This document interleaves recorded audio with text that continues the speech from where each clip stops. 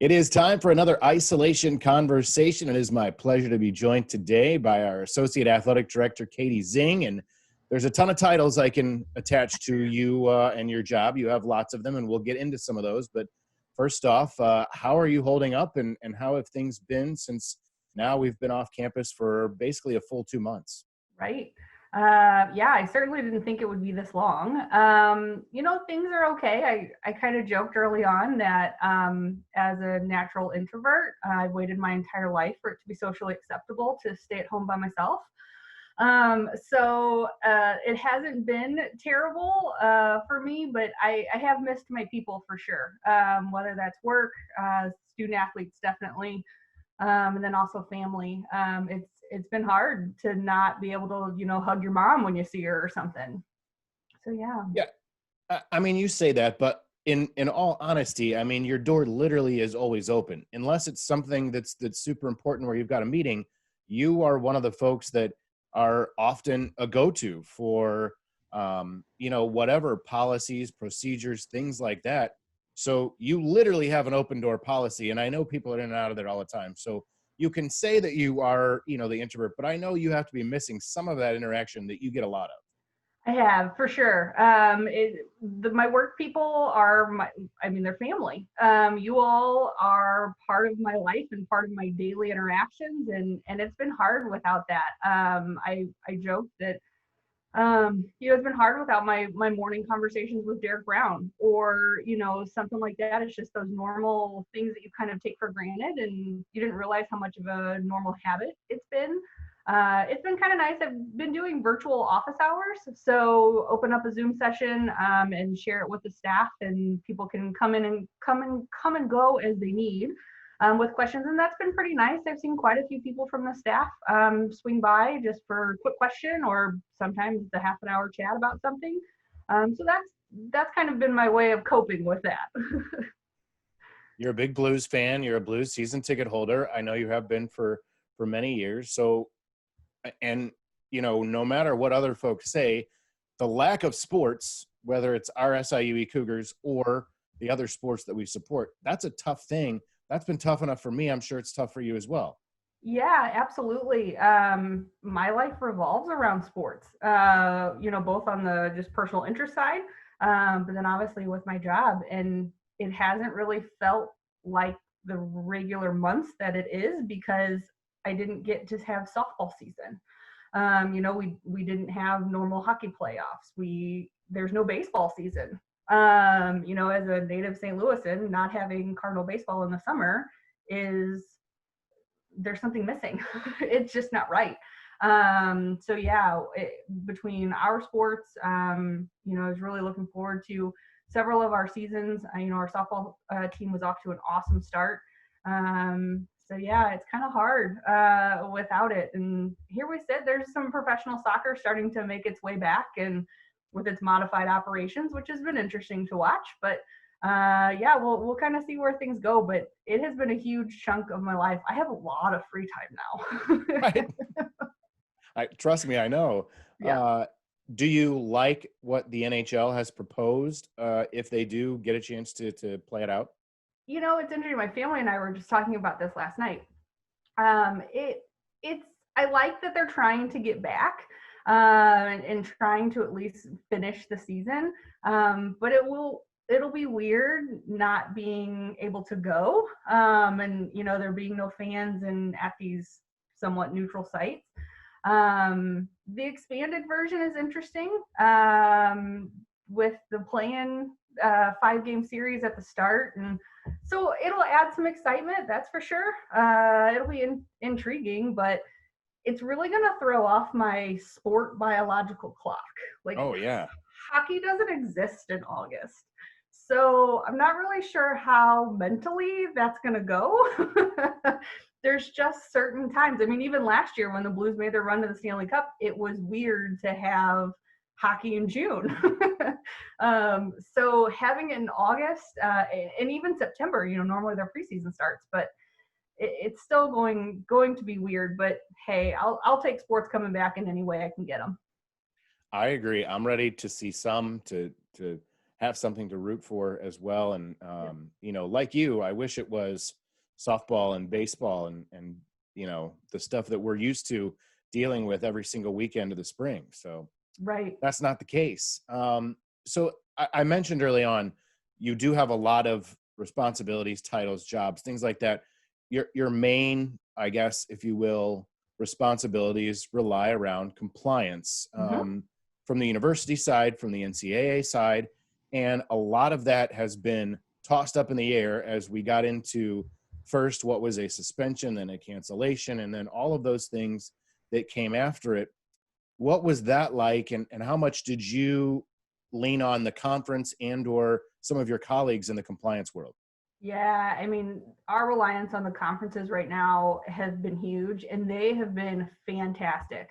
Both the OVC and the MAC, weekly calls, probably daily emails at times with updates.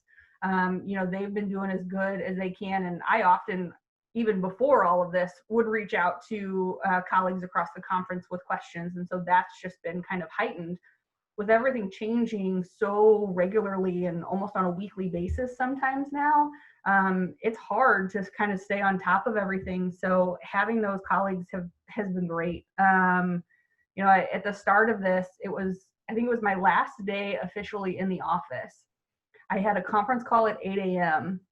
By the time I got off of it, I went to another meeting, and then at 11, I sat down to send out an email to the coaches about what happened in that conference call at 8 a.m. And by 11, it was already outdated. Oh, I mean, it was really just changing that rapidly, and to stay up with it has been so hard. And I've been thankful for the coaches and their patience with me, because I'm trying not to overwhelm them, but at the same time, still trying to get out everything that they need to know. and a lot of that obviously revolved around spring sports. At the when we started this at the time, it was, will they get eligibility back? How does that, you know, reflect on roster size and scholarships and all that good stuff? I would assume that you are still even working through some of those details with, you know, A, NCAA, B, the conference, and C, the coaches. Absolutely. Yeah, we kind of got the, okay, great. Our returning student athletes, they get that year back. Okay, great. Who's coming back? We're going to get all that finalized. The NCAA is allowing us some good flexibility as far as being able to apply that on campus. It's technically a waiver that we're applying. But then it's our incoming student athletes, particularly the transfers in those sports, and we'll actually be filing waivers for them to become or to get that year back. So that, you know, that's constantly evolving. What's happening with eligibility and the academic side of eligibility, I should say.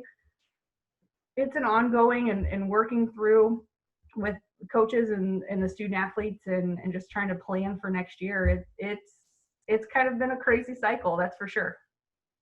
So when you talk about a transfer coming in, I'm thinking maybe a baseball student athlete. What if they've gone to a 2-year junior college? Do they come here as a sophomore then? Is that how that would work? That's what we're working on. Essentially, it'll ideally we'll file these waivers, they get passed, and we'll apply the same rule to them. So essentially, they'd be like a red shirt sophomore. So starting their junior year, but they still have 3 years left, or maybe 4 years left if they're coming after their first year.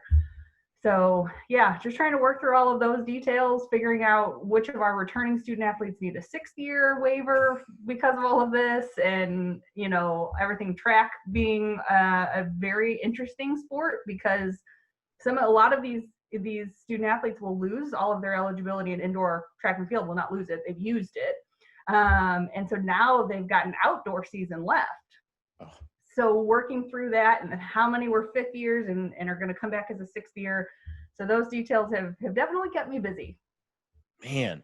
Katie Zingg is with us. She's our associate athletic director at SIUE, and I'm going to let you brag for a minute here because we recently announced the 28th consecutive semester of a 3.0 cumulative grade point average for our student athletes. And you know, this was not your typical semester, obviously, and for you and for Lindsay Schmidt and for Jackie DeClue, you all work very closely on the academic side. How impressed have you been with the student athletes and their ability to sort of pivot and turn their attention to this virtual learning and the big changes we've had? It has been amazing. Obviously, when we first started this transition kind of across the country, everybody was a little concerned, you know, the heightened level of self-discipline that you need for online learning. The resources, you know, do you have internet? Do you have a laptop or a computer wherever you're living? Some students moved home, some moved in with friends, some stayed in locally in their apartments, and just, you know, making sure that they had all of the resources that they needed. But they did phenomenally. We can't go 14 years and not have great students, you know, but for all of them to really step up, and embrace it. So many were like, yeah, I got this, you know, this is no big deal. It's great. And, you know, some of them obviously had their challenges, particularly in classes that would normally have a lab or, you know, something more of an in-person lecture, needing to learn some of the material that way. But yeah, when I saw those grades, I could not have been more proud. They just absolutely crushed it.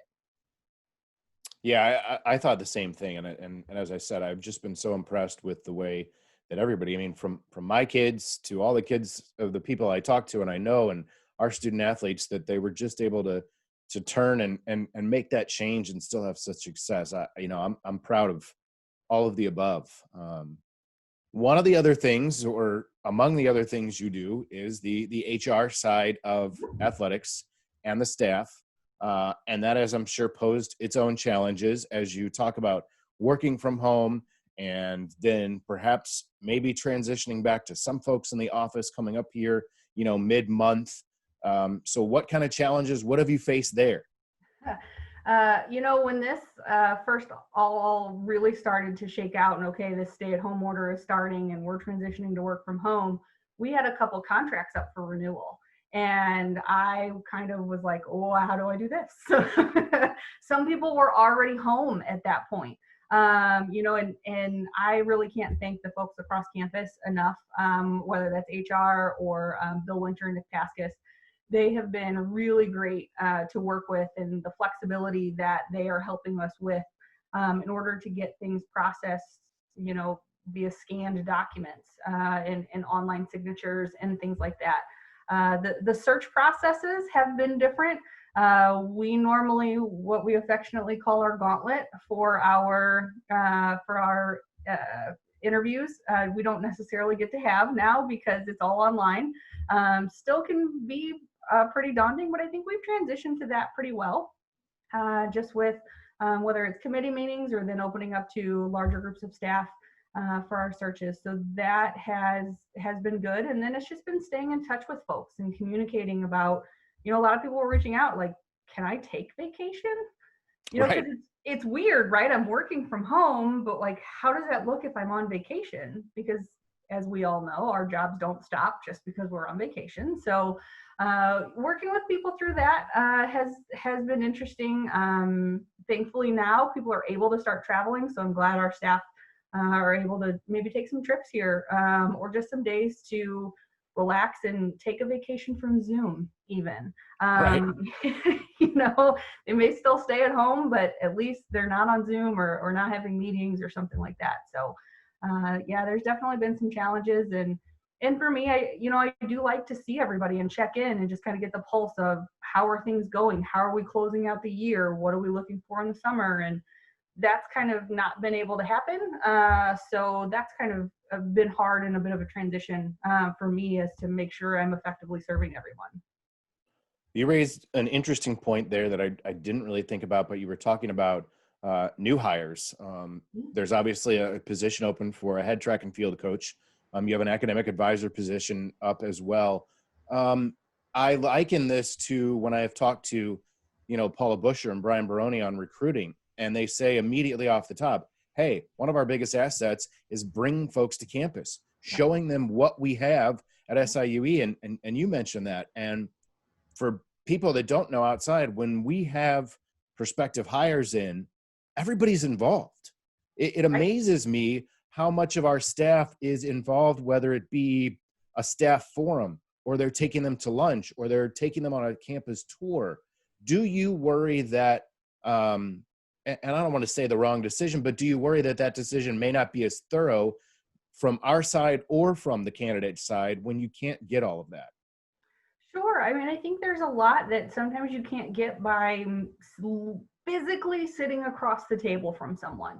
Yeah. You're getting it all virtually now, but I think we're able to still really vet a candidate pretty thoroughly through all of this, because we're still keeping all of our steps. So there's a committee version of the interview, and then there's that all staff version of the interview. So we're exposing the candidates to as many people on our staff as we can to get as much feedback with the head track coach. It actually worked out well because we were able to get so many student athletes, probably more so this way than we would if it was in person. So there was kind of actually a plus to it. And something we've learned going forward, that when we have searches, even when we're back in whatever a new normal looks like, we're back to having interviews in person, we can now easily set up our student athletes to be able to access virtually, through whether it's classroom technology or something like that. So there's been some positives to come out of this search process that we can apply going forward. I think on the candidate side, yeah, you can see all the great videos and pictures we have online, but there's only so much we can tell you. It's the ability for people to come on campus, and when we take them for lunch and we show them around the Edwardsville and Glen Carbon community, it is such a huge asset for us. So not being able to do that has been hard, but thankfully we've had some candidates do some really great research. It's almost on their side. They kind of have to heighten what they're doing as well to make sure that this is the right fit for them. All right, off work topic. Okay. What have you, has there been anything you've discovered, you've learned, you've picked up a new skill? What cool have you done with your time during quarantine? Oh, well, I have been able to catch up on some Netflix shows that I was, not able to do because, again, sports fill my life. And so What's top of that list? So right up my alley, I can't believe I'm going to admit this, is Love is Blind.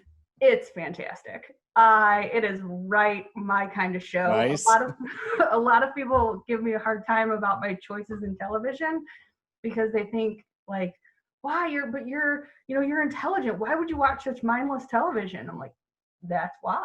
That's what I want. I understand shut my brain off and I can just sit and enjoy it. But I watched All American. So that was really good on Netflix. I really enjoyed that as well. I think a lot of my life, again, as an introvert, I don't really do a whole lot outside, but I've done some puzzles. I've been reading a lot. Just kind of my normal stuff. I haven't really done anything too crazy. Did you check out The Last Dance? I watched, I've seen, I think, an episode and a half so far. So I wasn't watching it as it was airing, but that's definitely something that's on the list. Oh yeah, it's fantastic. Yeah, as a kid, watching Jordan and even as a kid, you knew the history you were watching, and the greatness, you were watching. It's definitely something that I've heard huge raving feedback about it, saying that how great it is. So yeah, I've got to watch that. Well, I don't want to take too much of your time. I know that this is not your favorite thing to do, so I really appreciate it. I think that everything went great. I appreciate hearing all the different things that you've had to work through, and I'm glad to see that you're happy and healthy, and I can't wait till the time that I can come down because I got to get some candy. Katie Zingg, by the way, always has a basket of candy. So. Yep. Hey, as the compliance person, you got to get people to like you somehow. So if it's candy, it's candy. It's an easy way. Yeah. I miss it too. And I thank you very much for having me on and dealing with my shyness. But I appreciate it. Thanks for the opportunity. And we'll be back soon enough. Awesome. Thanks, Katie. Yep.